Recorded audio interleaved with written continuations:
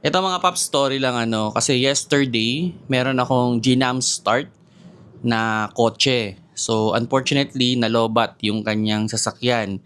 And actually ang ginawa niya para makakuha ng help is nag-book siya ng ride. Then nag-note siya doon na kung merong jump starter or pwede bang magpa-jump start. And luckily may dala naman akong jump starter. So yun, kinuha ko yung booking. Then pinuntahan ko siya, then ginam start ko. Pero ito yung naging reminders ko sa kanya, no? Kasi yung battery niya, although meron pa, pero mahina na. So, nangyayari kasi yan, pwedeng may voltage pa siya, pero mahina na o below 12 volts na. So, hindi niya na talaga kayang ipa-start yung sasakyan. So, ganito, ang reminders ko sa kanya is, kung iuwi niya o dadali niya sa pinakamalapit na battery shop, wag na siyang mag-e-aircon. Okay? Or patayin niya na yung aircon. At yan din yung i-remind ko sa inyo, no? Pag nagpa-jump start kayo, wag nyo nang i-on yung aircon. Bakit? Kasi pag naka-on yung aircon, yung compressor natin, nag-o-on and off din yan. So, nangyayari, yung idle natin, nagbabago-bago rin. So, ang trabaho kasi ng battery, after ma-start niya yung sasakyan, nagiging support na lang siya ng alternator. Si alternator, yan yung ating generator.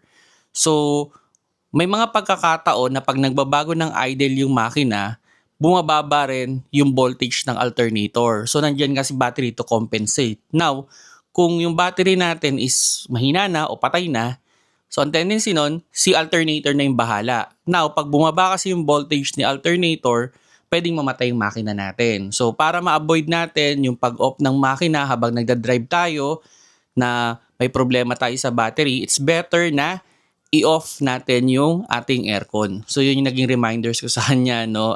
Yun, actually, binayaran naman tayo kasi nga binook niya. So, binayaran niya yung pagkakabook.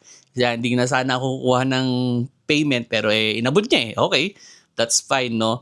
Pero yun, sa mga ano diyan sa mga car owner diyan, pag kayo ay yung battery ninyo is nasa 2 o 3 taon na or pagkatapos na ng warranty or tapos na yung warranty, I highly recommend ang pinaka-suggestion ko diyan, after 3 years old ng battery, palitan nyo na. Kung private use private use. Kung public use yan, maybe 1 year. Yan, palitan nyo na. Para masigurado lang natin na hindi kayo ititirik ng inyong sasakyan or do sa time na kailangan siyang gamitin, sigurado magagamit ninyo. So, yun.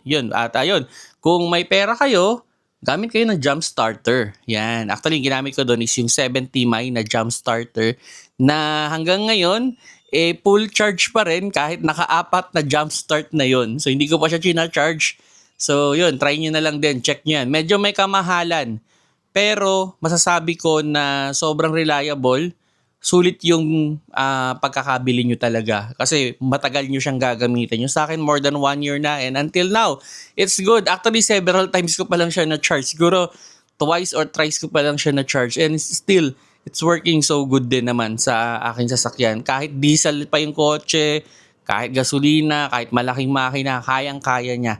Okay? So yun mga paps, check nyo na lang yung 70 mAh na jump starter.